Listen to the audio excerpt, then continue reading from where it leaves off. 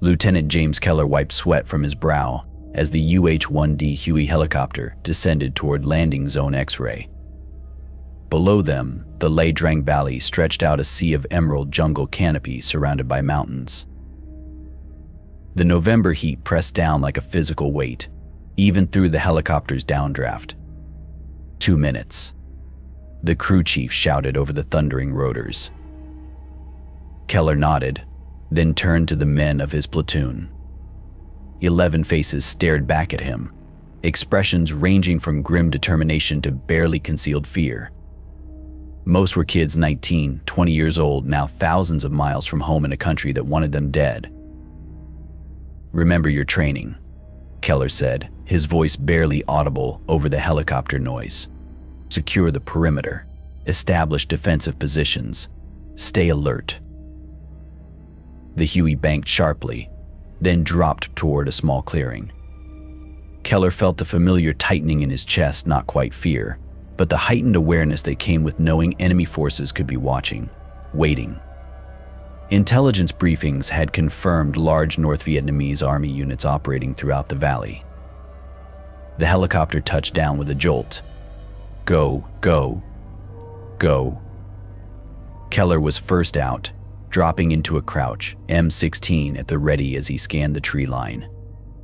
His men followed, fanning out across the LZ as more helicopters delivered the rest of the company. Within minutes, the clearing was alive with activity as soldiers established a defensive perimeter. Staff Sergeant Ray Mendoza appeared at Keller's side. At 35, Mendoza was older than most, with deep lines etched around his eyes and a perpetual 3-day stubble.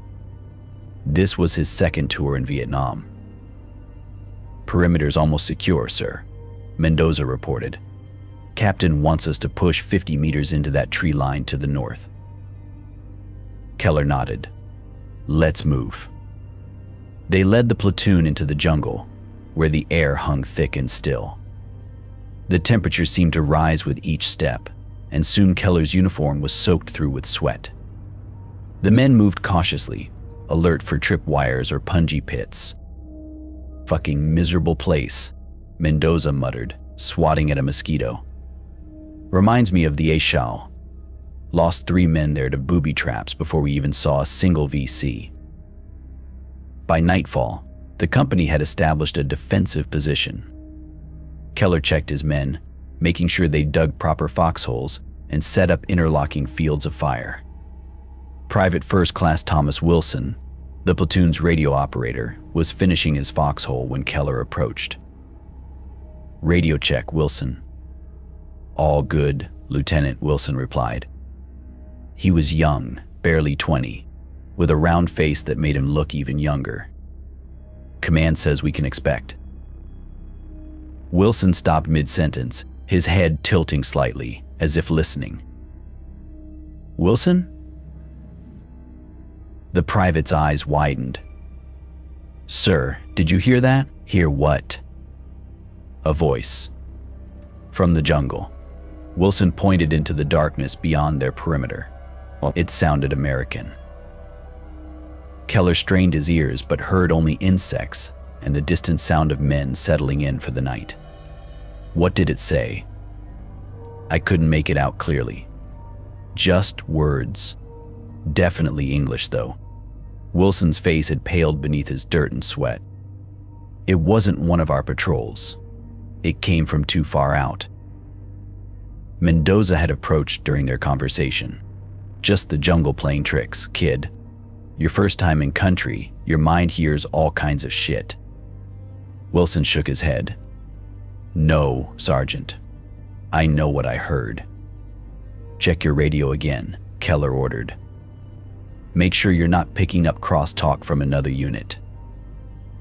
Wilson complied, but the radio was functioning normally.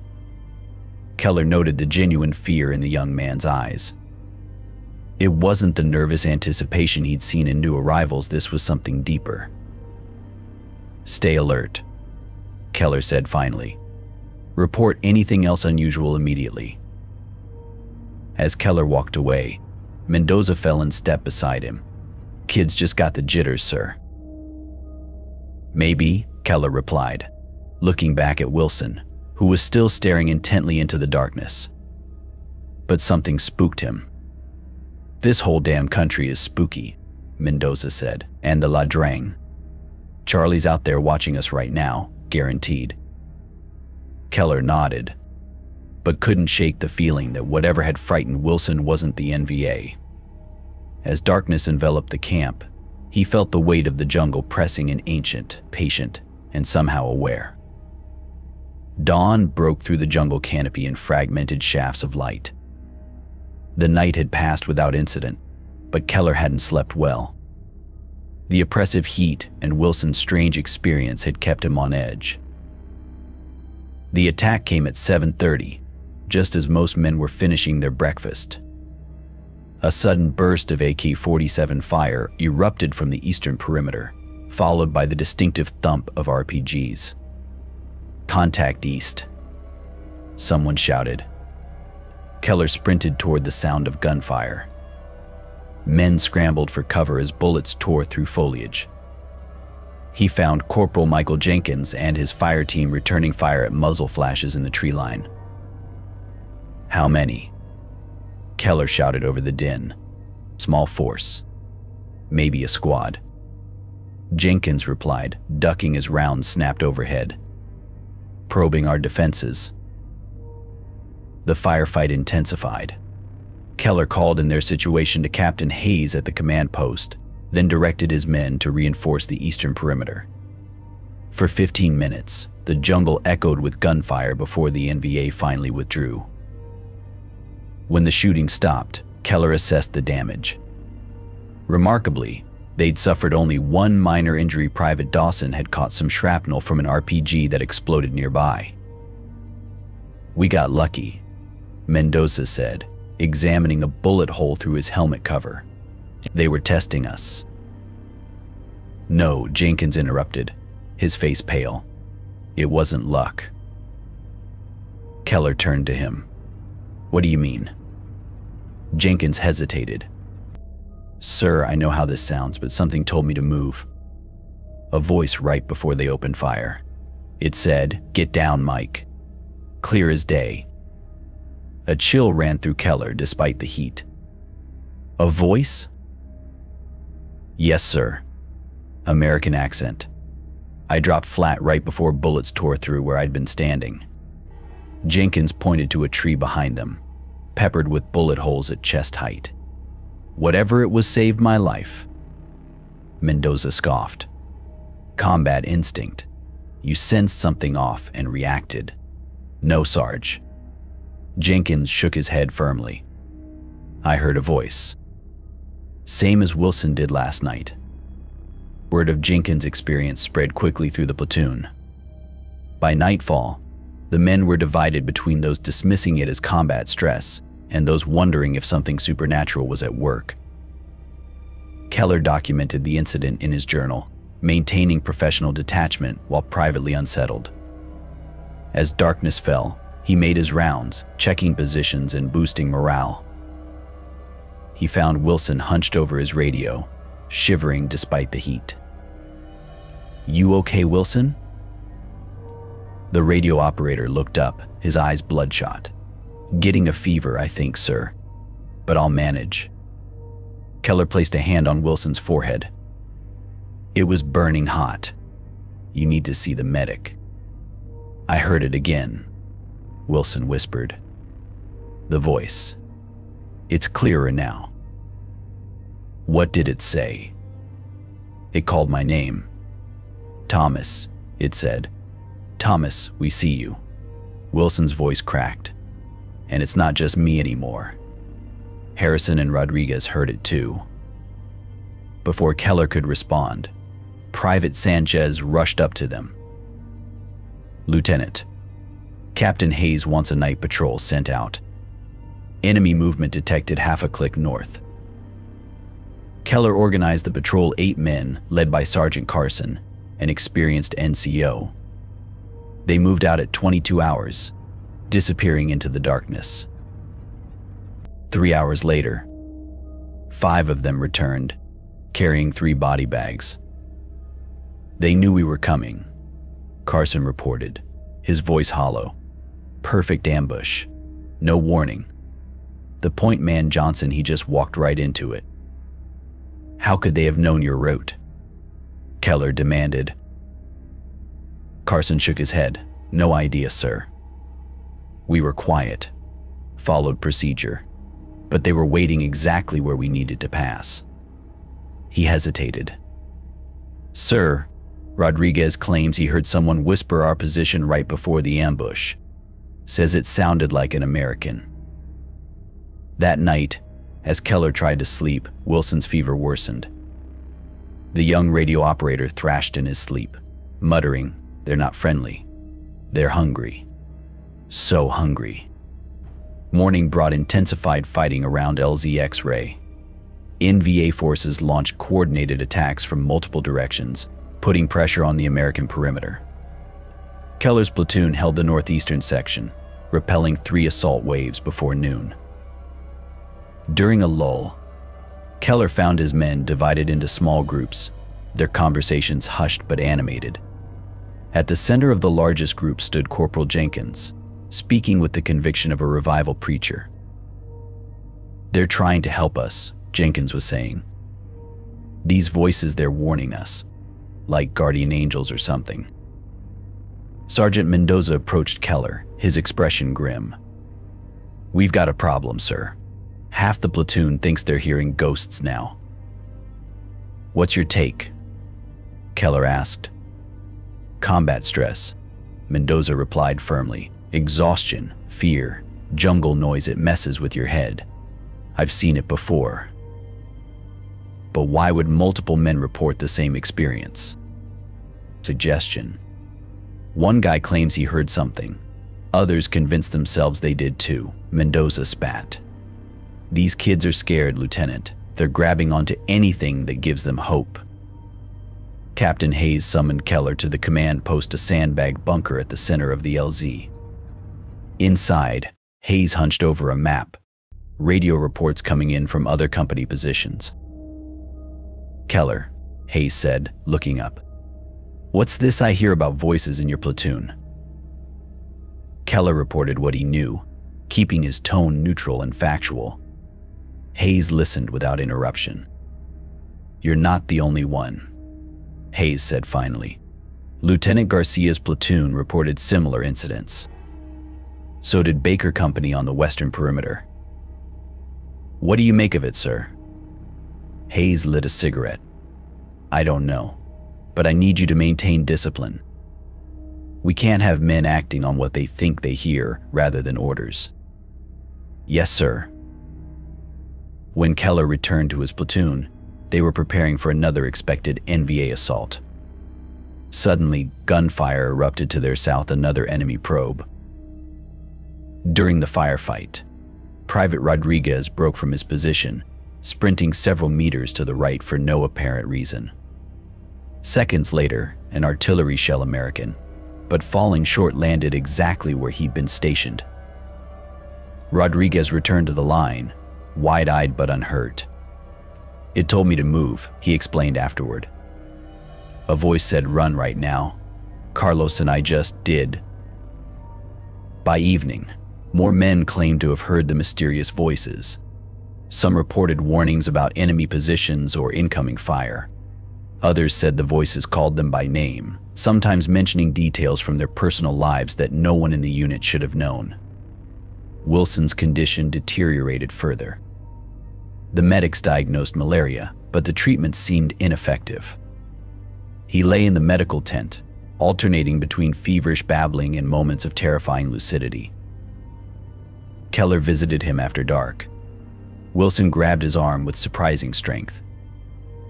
"They're not helping us," he whispered hoarsely. "They're studying us, learning how we think, how we react. They're hungry, Lieutenant. They feed on fear and death. And this valley is their feeding ground." "Who are they, Wilson?" "I don't know. But they've been here a long time, before us. Before the Vietnamese. Maybe always." Wilson's eyes rolled wildly. "Don't listen to them, no matter what they promise. As Keller left the medical tent, he found Mendoza waiting outside, smoking. "I need to tell you something," Mendoza said quietly. "I've heard them too." Keller stared at him. "When?" "My first tour. Up north, near the DMZ." Mendoza's face was shadowed, haunted. "We heard whispers. American voices warning us about enemy movements. We trusted them." He took a long drag on his cigarette. "They led us into a trap. 16 men in my squad. Only 3 made it out." "Why didn't you say something earlier?" "Would you have believed me?" Mendoza shook his head. "I thought it was just that place. Up north. I never thought I'd hear them again." In the darkness beyond the perimeter, the jungle seemed to press closer, its nighttime sounds momentarily falling silent, as if listening. The next morning, Captain Hayes ordered Keller's platoon to push deeper into the valley on reconnaissance. Intelligence suggested an NVA regiment was massing for a major assault on LZ X-ray, and they needed to locate enemy positions. "Take 15 men," Hayes instructed. "Find their staging area, but do not engage unless necessary. I need information, not heroics." Keller selected his team carefully, balancing experience with physical condition. Despite Mendoza's warnings, he included Jenkins. The corporal was too good a soldier to leave behind. Wilson remained in the medical tent, his fever still raging. They moved out at dawn, entering jungle so dense it turned daylight into perpetual dusk. The air hung thick and still, saturated with humidity that made every breath feel like drowning. Vines snaked across the forest floor, and massive roots erupted from the ground like wooden tentacles. 3 hours into their patrol, Keller noticed subtle changes in some of his men. Jenkins and Rodriguez walked with unusual confidence, sometimes changing direction slightly before Keller gave commands. Their eyes seemed distant, focused on something beyond the visible terrain. "They're getting stronger," Mendoza muttered, nodding toward Jenkins. "The voices. The deeper we go, the more they hear them." Around noon, the sky darkened suddenly. Minutes later, rain crashed down in sheets, turning the forest floor into mud and reducing visibility to mere feet. The men took shelter beneath the canopy, but water still poured through in streams. It was during this downpour that the whispers became audible to almost everyone. At first, Keller thought it was just the sound of rain on leaves, but then words formed indistinct but unmistakably human, seemingly coming from all directions at once. Private Harrison was the first to respond, turning sharply to his left. "There's something that way," he said, pointing into the densest part of the jungle. "NVA?" Keller asked. "No, sir. The voices say there's a supply cache. Unguarded. Dowered." Mendoza gripped Keller's arm. "Don't listen, Lieutenant." But Jenkins was already moving, followed by Rodriguez and 3 others. Keller ordered them to halt, but the rain swallowed his words. He had no choice but to follow, signaling the rest of the patrol to maintain formation. The group pushed through nearly impenetrable undergrowth for 20 minutes before emerging into a small clearing. At its center stood a camouflaged hut and NVA supply depot, just as the voices had promised. Jenkins turned to Keller, his face triumphant. "See, they're helping us." The depot contained ammunition, medical supplies, and documents a significant intelligence find. Keller organized the men to document everything and collect what they could carry, while setting charges to destroy the rest. The apparent victory silenced most doubts among the men. Even Mendoza couldn't deny the value of the discovery. Only Keller remained troubled, remembering Wilson's warning and Mendoza's story. By the time they returned to LZ X-ray, night had fallen. The camp received them as heroes, Captain Hayes personally congratulating Keller on the successful mission. "This could save hundreds of lives," Hayes said, examining the captured documents. "We now know where they're staging for the main assault." Later, Keller visited Wilson in the medical tent. The young radio operator was sitting upright, his eyes clear for the first time in days, though his face remained gaunt. "You found their cache," Wilson said. It wasn't a question. "How did you know?" They wanted you to find it." Wilson's voice was eerily calm. "Just like they wanted us to land in this valley. Just like they've drawn soldiers here for centuries." "What are you talking about, Wilson?" "I see it now. When the fever peaked, I could hear them clearly. Not just words, thoughts. Memories." Wilson stared past Keller. "They're leading us to the slaughter, sir. All of us. That's what they do. That's what they've always done." "Who are they?" "I don't know what to call them. They were here before people. They feed on fear, on suffering." Wilson's eyes locked with Keller's. "And war is a feast." As Keller left the medical tent, the distant sound of artillery echoed through the valley, the beginning of what would become one of the Vietnam War's bloodiest battles. But beneath the thunder of explosions, he thought he heard laughter in the whispers, ancient, patient, and hungry. By morning, the division within Keller's platoon had hardened into something dangerous. Jenkins had gathered a group of 8 men who now followed the whispers without question. They sat apart from the others during meals, speaking in low voices, their eyes constantly darting toward the jungle. When Keller assigned patrols, Jenkins questioned the routes. "The voices say we should go south, not west," he argued during the morning briefing. "They know where Charlie's hiding." "We follow orders, Corporal," Keller replied firmly. "Not voices." Jenkins' expression darkened. "With respect, sir, those voices have saved lives. Your orders haven't." The insubordination was shocking coming from Jenkins, previously one of his most reliable men. Mendoza stepped forward, but Keller raised a hand to stop him. "You're on thin ice, Corporal. One more comment like that and you'll be up for court-martial."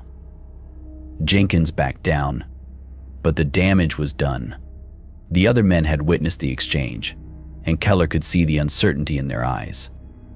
Who should they trust, their officers, or the mysterious voices that seemed to know things no one could possibly know? Captain Hayes summoned Keller mid-morning. The command tent was filled with maps and radio equipment.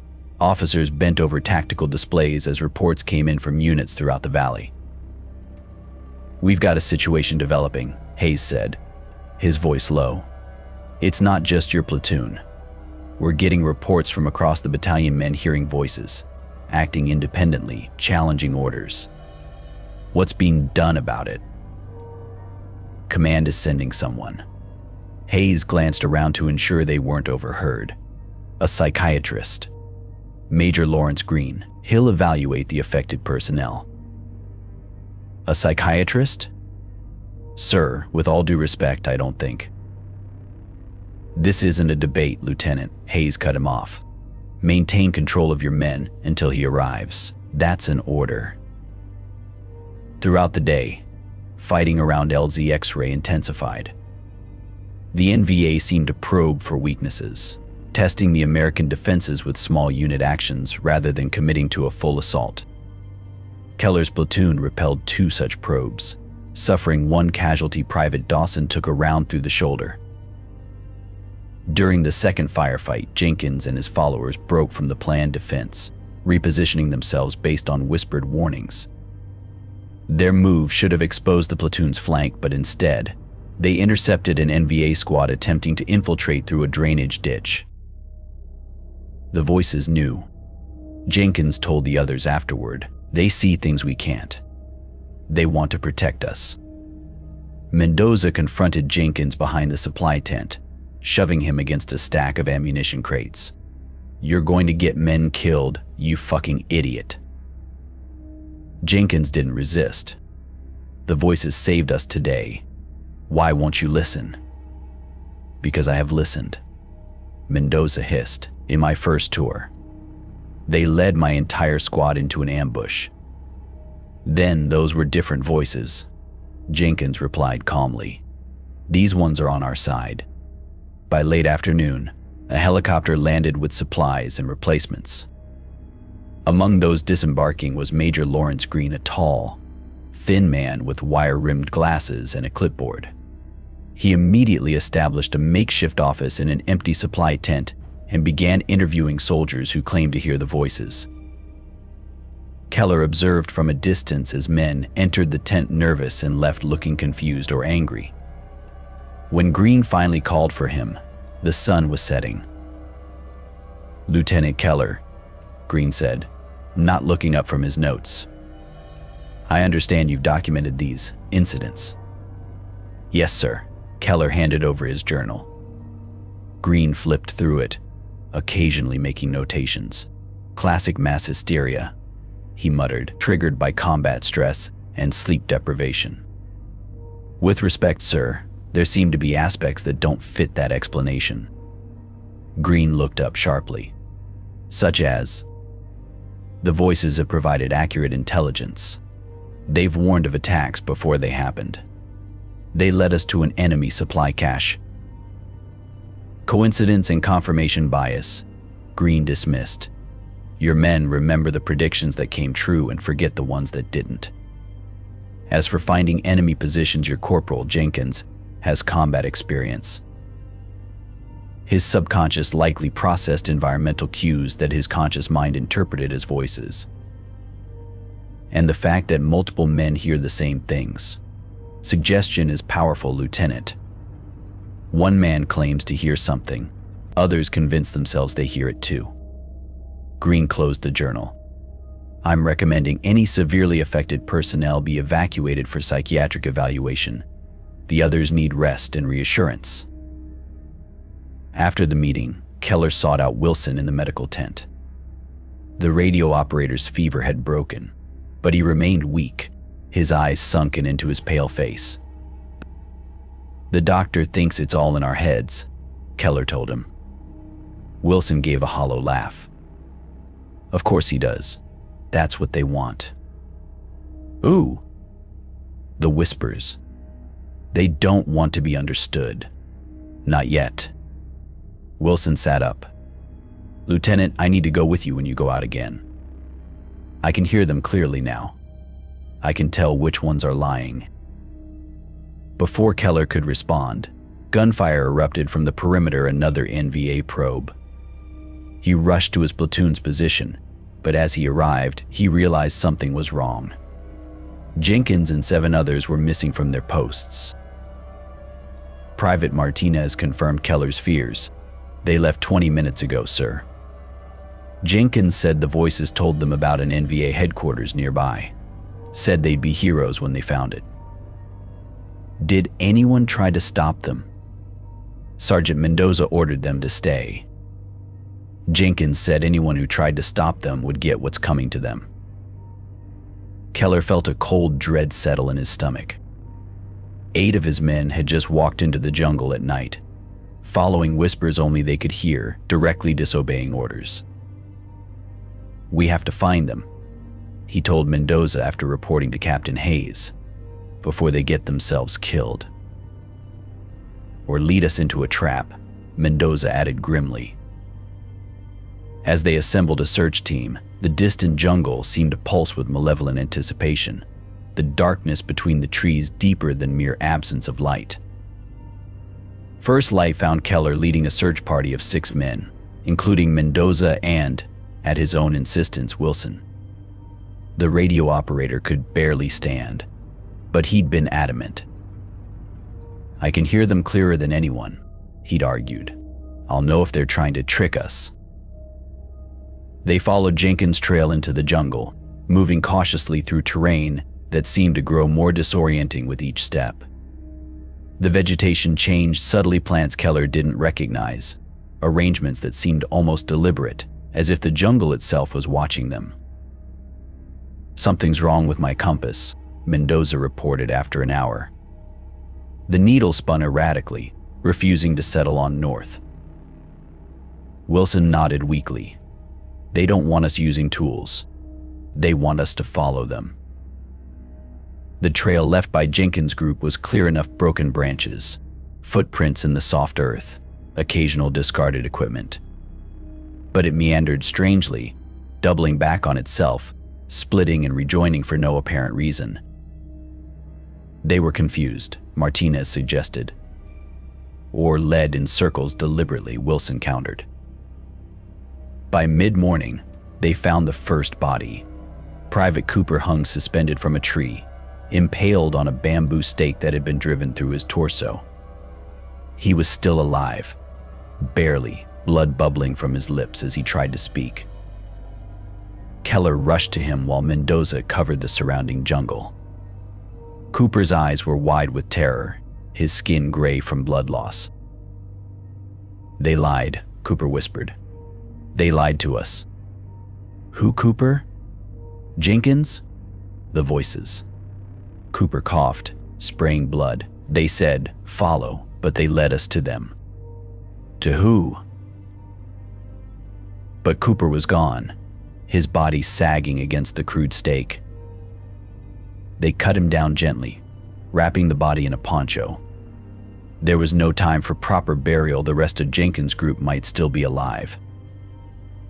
The trail led deeper into the valley, the terrain growing steeper as they approached the base of the mountains. The jungle thinned in places, revealing glimpses of strange rock formations in the distance. "Those aren't natural," Wilson said, pointing to a cluster of stones arranged in a rough circle. "Someone placed them." "BC markers?" Martinez suggested. Wilson shook his head. "Older, much older." They found 3 more bodies in a small clearing 2 hours later. The men Ramirez, Taylor, and Meehan had been arranged in a triangular pattern, their throats cut, their blood soaking into the earth in dark patterns.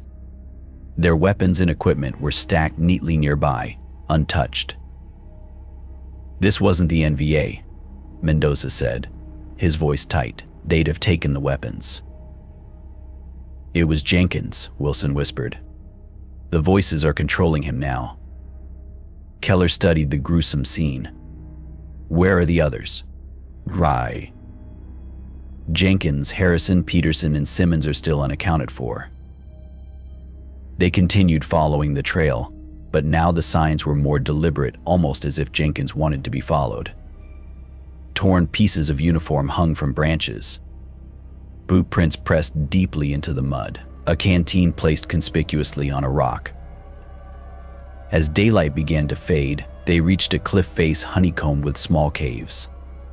The trail led directly to the largest opening, a dark mouth in the gray stone.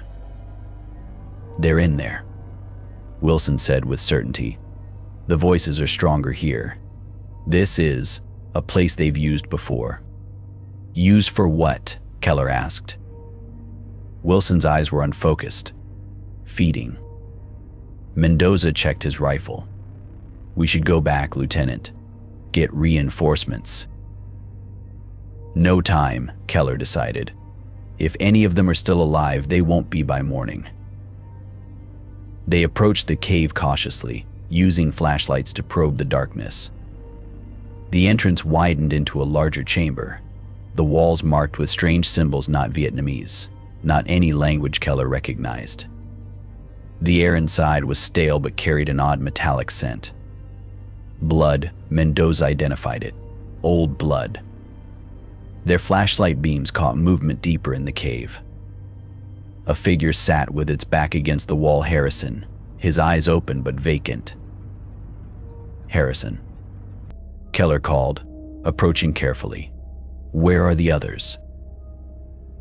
Harrison's head turned mechanically toward Keller's voice. His lips moved, but the voice that emerged wasn't his own. It was deeper, resonant, and spoke perfect English with no accent. "They've joined us," Harrison said, "as you all will." Wilson suddenly straightened beside Keller, his weakness seemingly gone. I can hear them clearly now. All of them. His voice had taken on the same strange quality as Harrison's. This valley has always been hungry. Before Keller could react, Wilson walked deeper into the cave, disappearing into the darkness. Harrison rose to follow him. "Wilson, get back here." Keller started after them, but Mendoza grabbed his arm. "Listen," Mendoza hissed. From the darkness beyond, whispers echoed dozens, perhaps hundreds of voices speaking in English, Vietnamese, French, Chinese, and languages Keller couldn't identify. Some sounded recent, others had the cadence and vocabulary of different eras. "This place," Mendoza whispered. "It's been drawing people in for a long time." Gunfire erupted from deeper in the cave, 3 shots in rapid succession, followed by a scream that didn't sound human. Keller and Mendoza rushed forward, weapons ready, the other men close behind. They found Jenkins standing over Peterson's body, pistol in hand. Behind him, in a chamber where the cave opened up, stood Wilson and Harrison, their eyes reflecting the flashlight beams like animals. "They made me bring them sacrifices," Jenkins said, his voice breaking. "I couldn't stop myself. But I couldn't let them take Peterson too." He raised his pistol to his own temple. "They're in my head, Lieutenant. Make it stop." "Jenkins, don't." The gunshot echoed through the cave. Jenkins crumpled beside Peterson's body. Wilson laughed, a sound devoid of humanity. "More for us," he said in that strange, multi-layered voice. The whispers around them intensified, becoming a deafening chorus that seemed to vibrate the very air. Martinez and the other 2 soldiers from the search party dropped their weapons, clutching their heads in pain. "We need to get out," Mendoza shouted over the noise. Keller grabbed Martinez while Mendoza seized the others. They retreated toward the entrance, dragging the incapacitated men with them. Behind them, Wilson and Harrison made no move to follow, but their inhuman laughter echoed through the cave. As they stumbled out into the fading daylight, the whispers suddenly ceased. The abrupt silence was almost as shocking as the noise had been. "What the hell happened in there?" Martinez gasped when he could speak again. Keller had no answer. He stared back at the cave entrance, knowing Wilson and Harrison were lost to whatever dwelled in the darkness. The thing that had been hunting in this valley for centuries. "We need to get back to LZ X-ray," he said finally. "Whatever this is, it's spreading. The trap closes." They returned to LZ X-ray after nightfall to find the base in chaos. Multiple soldiers had wandered off into the jungle, following voices only they could hear. Others had barricaded themselves in bunkers, firing at shadows. The command structure was breaking down as men ignored orders, convinced the whispers knew better. Captain Hayes met them at the perimeter, his face haggard. "Where are the others?" "Dead," Keller reported. "Or worse." He gave Hayes a condensed version of what they'd found, emphasizing the immediate danger rather than the inexplicable nature of the threat. Hayes listened without interruption, his expression growing grimmer with each detail. "Major Green is trying to restore order," Hayes said when Keller finished. "He's convinced it's mass hysteria triggered by combat stress." "It's not hysteria," Mendoza insisted. "Something's out there. Something that's been hunting in this valley for a long time." Hayes didn't argue. "Whatever it is, it's affecting our communications too. Radio operators report hearing whispers instead of command transmissions." Keller felt a chill. "They're isolating us." "Who is they?" "Lieutenant." Before Keller could attempt an explanation, an explosion rocked the eastern perimeter. Seconds later, automatic weapons fire erupted from multiple directions, a coordinated NVA attack. "Get to your positions." Hayes ordered, already running toward the command tent. Keller and Mendoza sprinted to their platoon's section of the perimeter, finding their remaining men either frozen in confusion or firing wildly into the jungle. Controlled bursts. Keller shouted, organizing the defense, conserve ammunition. The NVA attack was precise, targeting exactly where the American line was weakest, the sections where men had abandoned their posts or were too disoriented to fight effectively. Enemy soldiers infiltrated the perimeter in several places before being pushed back. Major Green emerged from his tent during the firefight, clutching his medical bag. As he ran toward the wounded, a single shot from the jungle caught him in the chest. He died instantly. The battle raged for nearly an hour before air support arrived, helicopter gunships that strafed the jungle with machine gun fire and rockets, forcing the NVA to withdraw. When the shooting finally stopped, Keller assessed the damage. His platoon had lost 4 more men, with 6 wounded. Across the LZ, dozens were dead or injured. They knew exactly where to hit us, Mendoza said, reloading his rifle. The voices had been gathering intelligence all along. Dawn revealed a final horror. Jenkins' mutilated body had been draped over the command tent sometime during the night, his throat cut out. No one had seen or heard the enemy infiltrator who must have placed it there. Captain Hayes ordered an immediate evacuation of the wounded. As the medevac helicopters arrived, Keller noticed something disturbing. Several of the injured men were whispering to each other in that same strange, multi-layered voice he'd heard in the cave. The whispers are leaving with them, he realized aloud, spreading to other bases, other units. Mendoza nodded grimly. Whatever lives in this valley, it's found a way out.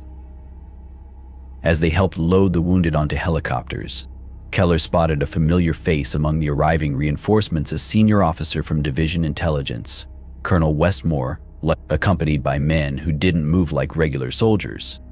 Special Forces, Mendoza identified them quietly, but not regular Green Berets. Colonel Westmore approached Keller directly. "Lieutenant James Keller, you're to come with us immediately. Bring your journals and any other documentation of the incidents." "Sir, my men are being relieved. This operation is being recategorized." Westmore's expression was unreadable. "What you encountered in that cave is now a matter of national security." As Keller gathered his belongings, Mendoza pulled him aside. "They knew," the sergeant whispered. "They knew about this place all along." Keller realized Mendoza was right. The speed of Westmore's arrival, the specialized team, this wasn't a response to new information. This was containment of a known threat. "What happened to Wilson?" Keller asked as Westmore's men led him to a waiting helicopter. "Private Wilson?" Westmore consulted a clipboard. "According to our records, Private Thomas Wilson died of malaria 3 days ago, as did Private Harrison." "That's not true. I saw them yesterday in the cave." Westmore's eyes narrowed slightly. "Careful, Lieutenant. Combat stress affects perception. Your record states you've been experiencing auditory hallucinations, hearing voices. Is that correct?" The threat was implicit. Challenge the official story, and you'll be labeled unstable. As the helicopter lifted off, Keller looked down at LZ X-ray, already being abandoned as troops moved to new positions. In the surrounding jungle, he thought he saw movement figures that weren't quite human, watching with patient hunger as their whispers spread beyond the valley that had been their hunting ground for centuries. With communication to headquarters compromised, Keller and the remaining trusted men gathered in the command tent to form a plan. The radio crackled with static and occasional fragments of transmissions that made no sense, coordinates that didn't exist, orders no one had given. "We need to evacuate the wounded," Keller said, studying the crude map they'd drawn of their position, "before whatever's happening gets worse." Mendoza nodded grimly. And we need to figure out what the hell these things are. You don't think it's mass hysteria anymore? Martinez asked. I've seen combat stress. This is something else. Mendoza's weathered face was drawn tight. My first tour, north of Hue. My squad heard voices just like these. American voices, warning us about ambushes, guiding us through the jungle. The tent fell silent as the men listened. At first we thought they were friendly, Mendoza continued. Maybe special forces or Meshivi advisors. They led us to weapon caches, helped us avoid booby traps. We started to trust them. He lit a cigarette with shaking hands. Then they led 16 of us into a valley. Only 3 came out. What happened? Keller asked. The voices changed. Started saying things only someone inside our heads could know. Personal things. Then they led us straight into an NVA battalion. Mendoza's eyes were distant. It wasn't just an ambush. It was a slaughter. Like they wanted to watch us die. Martinez crossed himself. Jesus Christ. I never reported it, Mendoza admitted. Who'd believe me? But the voices, they seemed to come from a specific place, always drawing you deeper. Keller studied the map. The caves. Wilson and Harrison went there. We need to know what we're dealing with, Mendoza said. I'll go with you. You? Keller nodded. 4 more volunteers, the rest prepare for evacuation.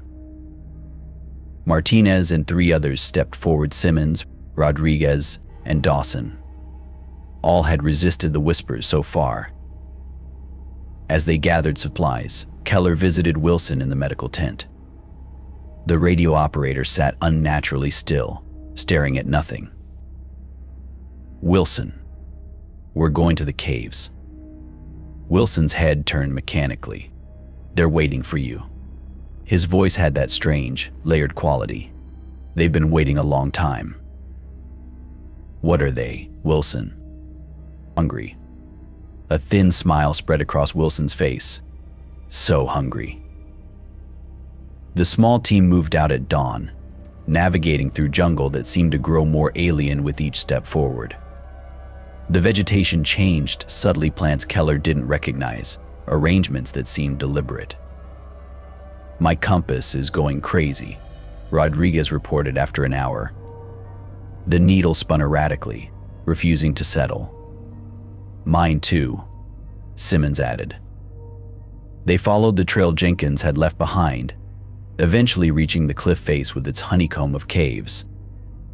The largest opening gaped like a wound in the gray stone. They're in there, Mendoza whispered, readying his weapon. Inside, the air was cool and stale, carrying a metallic scent. Their flashlight beams revealed walls covered with strange markings, not Vietnamese, not any language Keller recognized. These look ancient, Martinez observed, touching symbols etched into the stone. Deeper in the cave, they found artifacts scattered across the floor: Japanese helmets from World War II, French colonial uniform buttons, ancient Chinese coins, Vietnamese tribal weapons, all arranged in careful patterns. This place has been collecting soldiers for a long time, Mendoza said. In the central chamber, they found Wilson sitting cross-legged, surrounded by similar artifacts. His eyes were open but vacant. Wilson? Keller approached cautiously. He can hear you, Wilson replied, but the voice wasn't his. He just can't answer anymore. Martinez raised his rifle, but Keller motioned him to hold. What are you? Keller demanded. Wilson's head tilted unnaturally. We are the Valley. We have always been the Valley. His fingers traced patterns in the dirt. So many wars. So much fear. It sustains us. What do you want? To spread. Wilson's eyes finally focused on Keller. "We were confined here for centuries. But your helicopters, your radios, your wounded, they carry us out now. This valley was our prison. Now it's our doorway." Before Keller could respond, gunfire erupted from the cave entrance. NVA soldiers had followed them in, blocking their escape. "They serve us too," Wilson said, smiling, "though they don't know it yet." The NVA fire intensified, bullets ricocheting off stone walls. Keller and his men took cover behind rock formations, returning fire in controlled bursts. "We're pinned down," Mendoza shouted over the gunfire. Wilson remained sitting calmly in the center of the chamber, untouched by the bullets flying around him. His eyes were fixed on Keller, his expression one of patient anticipation. "The side passage." Martinez pointed to a narrow opening. "We can flank them." Keller nodded. "Rodriguez, Dawson, lay down covering fire. The rest of us will circle around." As they moved deeper into the cave system, the whispers intensified. Dozens, perhaps hundreds of voices speaking in English, Vietnamese, French, Chinese, and languages Keller couldn't identify. Some sounded recent, others had the cadence of different eras. "They're getting in my head," Simmons muttered, pressing his palms against his temples. The passage narrowed, forcing them to proceed single file. Their flashlight beams caught glimpses of more artifacts, dog tags from multiple wars, arranged in strange patterns on stone altars. "NVA have been making offerings," Mendoza observed, pointing to fresh items among the older ones. The whispers suddenly focused, becoming distinct voices speaking directly to each man. Keller heard his father's voice, clear as day. "You're failing them, Jimmy. Just like I failed my men in Korea." Keller froze. No one knew his father had died blaming himself for losing men under his command. No one except his mother and him. "It's not real," he said aloud. "They're pulling this from our minds." Beside him, Martinez had dropped to his knees, hands over his ears. "Make it stop. Please make it stop." Simmons turned suddenly, raising his rifle toward Mendoza. "You're one of them. You led us here." "Simmons, stand down," Keller ordered, but Simmons' eyes were wild, unseeing.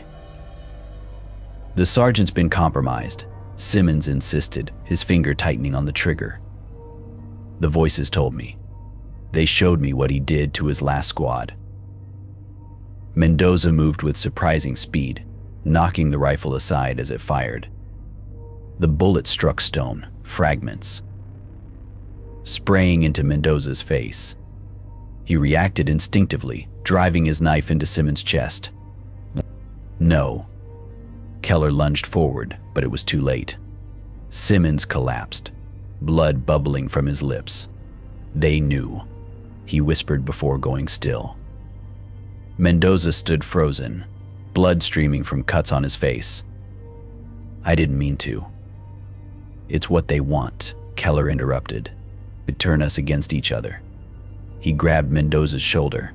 "Stay focused. Pain helps. Physical pain keeps them out." Mendoza nodded, smearing blood across his face. "My old sergeant figured that out." Cut his palm open with his knife whenever the voices got too loud. Martinez was still on his knees, trembling. Keller slapped him hard across the face. "On your feet. Soldier. Focus on the pain." The shock seemed to clear Martinez's mind. He stood shakily, nodding his thanks. They continued through the passage until it opened into another chamber. This one was clearly used for rituals. A circle of stone surrounded a central altar covered in dried blood. American dog tags hung from the ceiling, clicking softly together like wind chimes. "Jesus," Martinez whispered. "What is this place?" "They feed on fear," Keller said, remembering Wilson's words. "War gives them plenty to eat." A sudden explosion shook the cave, a grenade from the firefight at the entrance. Dust and small rocks rained down. "We need to get back to Rodriguez and Dawson," Keller said. They retraced their steps, but the passage had changed turns that hadn't been there before. Dead ends where there had been open space.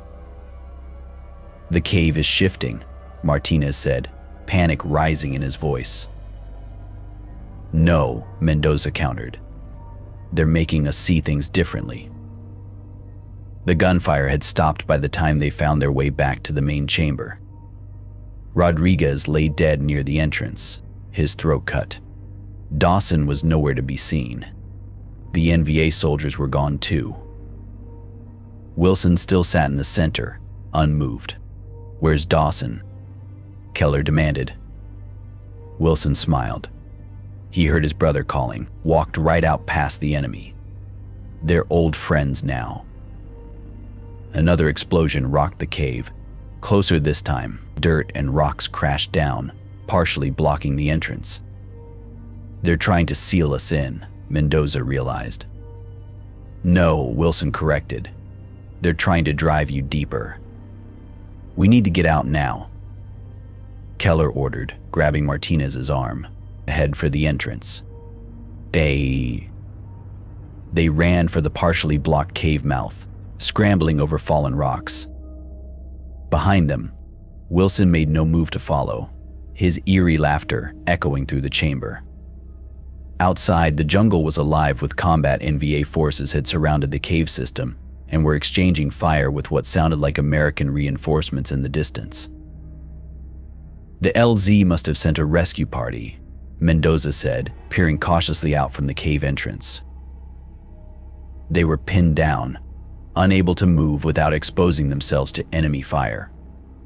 Keller studied their surroundings, looking for an escape route. There, he pointed to a narrow ravine leading away from the battlefield.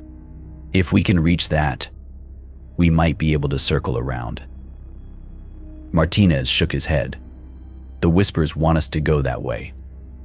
I can hear them suggesting it." Keller hesitated. Was his own idea truly his, or had the voices planted it? "Then we go the opposite direction," Mendoza decided, through the thickest part of the jungle. They waited for a lull in the fighting, then sprinted from the cave entrance toward a dense section of undergrowth. Bullets kicked up dirt around them, but they reached cover unharmed. For hours, they pushed through nearly impenetrable vegetation, fighting against vines that seemed to wrap around their ankles and branches that whipped at their faces. The Whispers followed, sometimes fading to near silence, sometimes rising to a maddening chorus. "They're hurting us," Martinez realized as they found themselves facing yet another impassable thicket, forced to turn in a direction they hadn't chosen. Night fell, making navigation even more treacherous. They were miles from their original position, with no way to communicate with the LZ. The Whispers grew stronger in the darkness, more seductive. "We should rest," Martinez suggested, his voice strained, "just for an hour." "No," Mendoza said sharply. "Sleep makes you vulnerable to them." They pushed on through the night, using their knives to hack through the undergrowth when necessary. By dawn, all three were exhausted, their uniforms torn, bodies covered in scratches and insect bites. As light filtered through the canopy, Keller spotted movement ahead, figures moving through the trees. "Down," he hissed, and they dropped to the ground. Through the foliage, they watched as a bizarre procession passed by less than 50 yards away. American and NVA soldiers walked together in a trance-like state, following a floating mist that seemed to coalesce and disperse as it moved. None of the soldiers carried weapons, and some were visibly wounded, yet they walked steadily, their eyes vacant. "They're being collected," Mendoza whispered, "taken back to the caves." "We have to help them." Martinez started to rise, but Keller pulled him back down. "We can't. Not now." The reality was harsh but clear. 3 exhausted men couldn't save a dozen entranced soldiers. We need to get back to the LZ. Report what we've seen. They waited until the procession passed, then continued their journey, now with a clearer sense of direction. By mid-afternoon, they heard the distinctive sound of helicopter rotors. Evacuation was underway at LZ X-ray. They emerged from the jungle, just as a Huey was touching down. Captain Hayes spotted them and ran over, his face showing equal parts relief and concern. "Where are the others?" he demanded. "Dead," Keller reported. "Or taken." As they approached the helicopter, Keller spotted a familiar figure already aboard Wilson, strapped to a stretcher but awake, his eyes following their movement. "No," Keller shouted. "He's compromised." But his warning was lost in the rotor noise. They climbed aboard, Mendoza keeping his pistol trained on Wilson, who simply smiled. As the helicopter lifted off, Wilson suddenly convulsed, breaking his restraints with unnatural strength. He lunged for the pilot, hands reaching for the controls.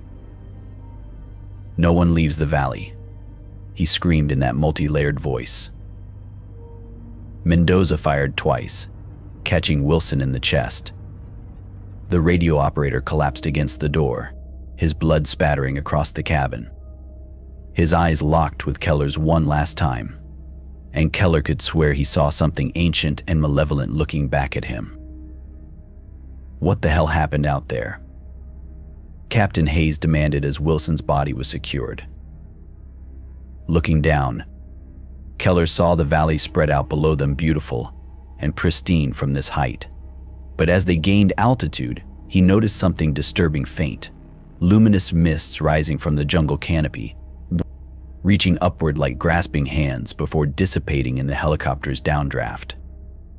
"Something that's been happening for a very long time," Keller answered, "and I think we just helped it escape." Camp Evans, 3 days later.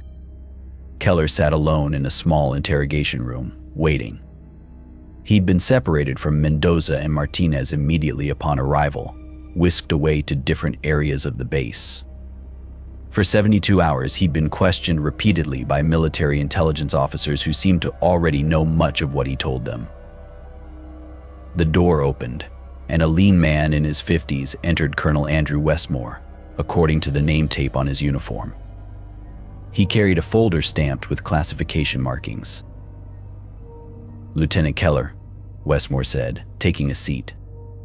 "I've reviewed your statements. Quite a story." "It's all true, sir." "Is it?" Westmore opened the folder. "Because medical evaluation suggests you and your men suffered from a rare form of shared psychosis triggered by combat stress and possible exposure to an unidentified chemical agent." Keller leaned forward. "With respect, sir, that's bullshit." Westmore's expression remained neutral. "We've diagnosed you with combat hallucination syndrome. You'll be transferred to the military hospital in Saigon for treatment." "There's no such thing as combat hallucination syndrome." "There is now."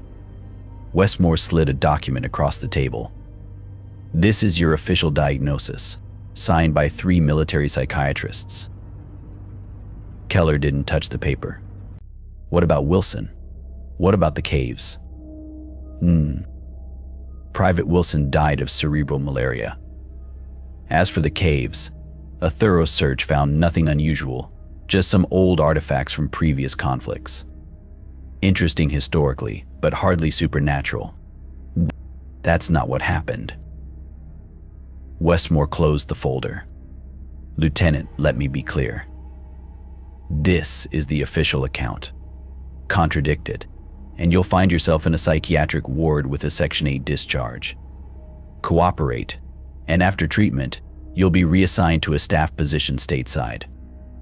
The threat was unmistakable. Keller sat back, mind racing. "You already knew about the valley," he said finally. "Didn't you?" Something flickered in Westmore's eyes. "I don't know what you mean." You weren't surprised by anything in my report. The voices, the caves, the effect on the men. You've heard it all before. Westmore stood abruptly. We're done here. How long has the military known? Since the French? Earlier? Nope. Westmore paused at the door. Get some rest, Lieutenant. Your treatment begins tomorrow. After he left, Keller sat motionless, processing. The cover-up confirmed his suspicions. Whatever they'd encountered in IA Drang was known to military leadership. That night, unable to sleep, Keller slipped out of his quarters. The base was quiet as he made his way to the administration building. Using skills learned from his father, who had worked in military intelligence, he picked the lock on a filing cabinet marked classified. Inside, he found a thin folder labeled Project Whisper. With shaking hands, he opened it. The documents inside dated back to 1953 observations from the French Foreign Legion about voice phenomena in certain Vietnamese valleys. American involvement began in 1954, after the French defeated Dien Bien Phu, where reports indicated entire units had turned on each other after hearing voices. A memo from 1962 outlined a classified operation to study the phenomena, noting that acoustic anomalies appear to have psychological effects that could potentially be weaponized. Most disturbing was a map showing 7 locations throughout Vietnam where similar phenomena had been reported, all ancient valleys with cave systems, that all sites of multiple battles throughout history. A final document, dated just 3 months earlier, authorized controlled exposure of combat units to Site Delta, the IA Drang Valley, to assess psychological impact and potential for weaponization. Keller's blood ran cold. They had been sent there deliberately. A noise in the hallway forced him to return the folder and slip out through a window. By morning, he had composed himself enough to meet with the psychiatric team, pretending to accept their diagnosis while internally seething with anger. Later that day, he was surprised to see Major Green, the psychiatrist who had interviewed the affected soldiers at LZ X-ray. Green motioned him into an empty supply tent. "They're watching us," Green said without preamble. "So I'll be brief. What you experienced in that valley wasn't mass hysteria. You believe me? Me. I've seen the files. Vietnam isn't the first place these phenomena have been documented. Korea. The Philippines. Even the Pacific Theater in World War II. Green's eyes darted nervously to the tent entrance. The military has been studying it for decades. Studying it. Or trying to use it. Green's silence was answer enough. "What is it?" Keller pressed. "These voices, these entities. We don't know. Some think they're a natural phenomenon, some kind of psychic energy that feeds on fear and trauma. Others believe there's something older than humanity, awakened by warfare." Green checked his watch. "What we do know is they're spreading. The evacuation from IA Drang. Some of the men took something out with them." Before Keller could ask more questions, footsteps approached. Green quickly adopted a clinical demeanor. "Your treatment will involve specialized medication," he said loudly as Colonel Westmore entered. "The hallucinations should subside within weeks." Westmore's gaze shifted between them suspiciously. "Major Green, you're needed at the hospital." After Green left, Westmore turned to Keller. "Getting comfortable with your diagnosis, Lieutenant?" "Yes, sir," Keller lied. "I understand now." Westmore studied him for a long moment. "Good. Because men who don't understand tend to have accidents." The threat hung in the air between them. "Like Sergeant Mendoza?" Keller asked, unable to stop himself. Westmore's expression hardened. Tragic. Cleaning his weapon, and it discharged. These things happen in war zones. Later, Keller learned that Martinez had been transferred to an undisclosed location. No one would tell him where. That night, alone in his quarters, Keller heard it for the first time since leaving the valley, a faint whisper calling his name. Not from the jungle outside, but from inside his own mind. They had followed him home. Washington, D.C., 6 months later. Keller sat at his desk in the Pentagon, reviewing requisition forms, the mind-numbing assignment he'd been given after his treatment and return to the States. His new position in logistics kept him far from combat operations and, more importantly, far from anyone who might believe his story.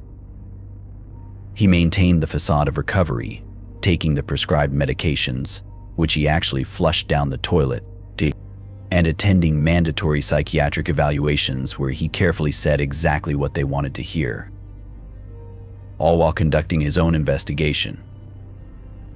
Using his limited security clearance, Keller had spent months piecing together the truth about Project Whisper. The official files were heavily restricted, but supply chains, personnel transfers, and medical records told their own story. He discovered that similar phenomena had been documented in at least 12 major conflicts throughout history, always with the same pattern. Soldiers hearing voices that initially seemed helpful before turning malevolent, men turning against each other. Strange mists or lights reported near battlefields. The oldest reference he found was in a translated Roman account of the Germanic Wars, describing legionnaires who heard the voices of comrades long dead in a certain forest valley, before turning their swords upon themselves and each other. Most disturbing were the contemporary reports filtering in from Vietnam incidents, similar to what happened in IA Drang, occurring in other valleys, spreading outward like a contagion. Keller's research was interrupted by a knock on his office door. A young clerk handed him a classified folder. "From Colonel Westmore's office, sir." "Nurar. Mun." Inside was a single document: transfer orders to Fort Detrick, Maryland, effective immediately. Attached was a handwritten note: "Your continued interest has been noted. Perhaps your skills would be better utilized in our research division." Fort Detrick housed the military's biological warfare research facilities. But Keller had uncovered references to a classified subgroup there studying psychoacoustic phenomena. They were recruiting him to help weaponize what they'd found in those valleys. That evening, Keller returned to his small apartment in Arlington. As he unlocked the door, his telephone was ringing. He answered cautiously. "Lieutenant Keller?" The voice was familiar. "Major Green? Con. Listen carefully. I don't have much time." Green sounded frightened. "They're expanding the program, using what they learned in IA Drang to develop a new kind of psychological warfare. I know. They want me involved. Don't go to Detrick. They're not just studying it anymore, they're feeding it. Deliberately exposing soldiers, seeing how the phenomenon spreads, how it can be directed." Keller felt sick. "Why are you telling me this?" "Because I've seen what happens to the test subjects. And because," Green hesitated, "because I've started hearing them too. The whispers. They followed us home, Keller." "Where are you?" "We need to meet." "No time. They're watching me. But you need to know your father was part of this. Korea, 1953. He was exposed to the same phenomenon." Keller froze. "What?" "His unit encountered it in a valley near the Chosin Reservoir. Only he and 2 others survived. He knew what you were walking into in IA Drang." The revelation hit Keller like a physical blow. His father's nightmares, the drinking, his eventual suicide, it all made terrible sense now. "There's more," Green continued urgently. "The voices, the entities, they're not confined to those valleys anymore. They're using our own technology to spread. Radio signals, telephone lines, even television broadcasts. They've found a way to." The line suddenly went dead. Keller tried to call back, but there was no answer. He paced his apartment, mind racing. If what Green said was true, the military wasn't just covering up the phenomenon, they were actively cultivating it. He had to expose the truth. But who would believe him? Sitting at his desk, Keller began writing everything he knew about Drang, about Project Whisper, about the pattern throughout history. He would make copies, send them to newspapers, to Congress, to anyone who might listen. As he wrote, his telephone rang again. He answered warily. Keller. It was Westmore. We lost contact with Major Green. You wouldn't happen to know where he is?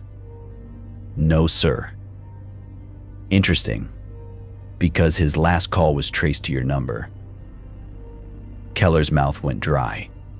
He called me about my transfer to Fort Detrick. Did he? And what did he tell you about your new assignment? Just that I'd be working on a special project. A long pause. I'll be at your apartment in 20 minutes, Lieutenant. We need to discuss your future. Westmore hung up. Keller immediately gathered his notes and stuffed them into his briefcase. He had to disappear, find a way to get his information to someone who could use it. As he prepared to leave, his television turned on by itself, static at first, then resolving into a clear picture despite the power button being off. From the speakers came a sound that made his blood freeze. Whispers, dozens of them, overlapping in that familiar way. Then a single voice emerged, one he recognized with horror. Son. It was his father's voice. They're coming for you, but you don't need to run. Join us instead. We're everywhere now. The television screen showed only static, but within it, Keller could make out faces: Wilson, Mendoza, Green, his father, and countless others, their expressions empty and hungry. This is just the beginning, his father's voice continued. War made us stronger. Technology is making us unstoppable. Keller backed away from the television, bumping into his desk. The telephone began to ring again. They're in everything now, the whispers said from the TV. Every wire, every signal, every broadcast. And soon, every mind. Outside, a car door slammed. Westmore had arrived. Keller grabbed his briefcase and headed for the fire escape. As he climbed out the window, he heard his door being forced open. The whispers followed him into the night, no longer confined to a distant jungle valley, but spreading through the very communications network that connected the modern world, patient, ancient, and hungry for more.